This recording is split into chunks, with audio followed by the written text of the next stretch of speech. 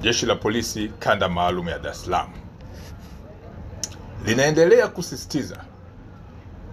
na kuwakumbusha wananchi kuwa swala la usalama wa jiji la Dar es Salaam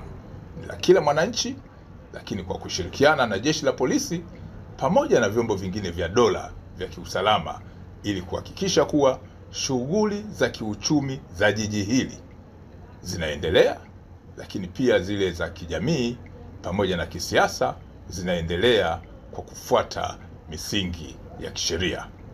Kuhusu swala la mahakama ya Kisutu kwa siku ya leo tarehe 24 mwezi wa 4 mwaka 2025, kwa ujumla usalama katika eneo lile la mahakama na maeneo mengine ya jiji la Dar es Salaam uliimarishwa kwa kiwango cha juu ili kuhakikisha kuwa shughuli zote za kiuchumi za jiji hili zinaendelea, lakini pia zile za kijamii pamoja na za kisiasa, ambapo vyama kadhaa vilikuwa vikiendelea na shughuli mbalimbali za mikutano yake ya hadhara. Hata hivyo,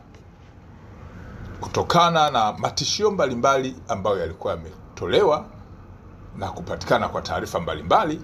Jeshi la Polisi lililazimika kuwazuia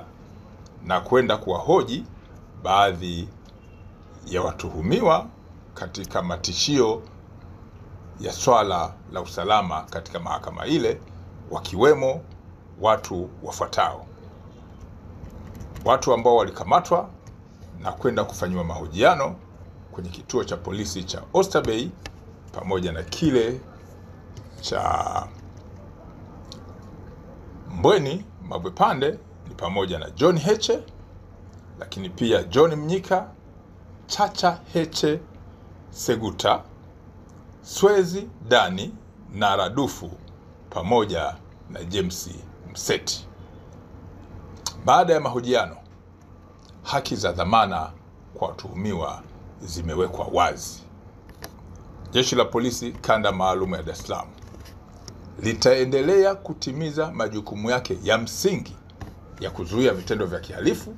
na kufuatilia taarifa mbalimbali, lakini huku likizingatia misingi ya haki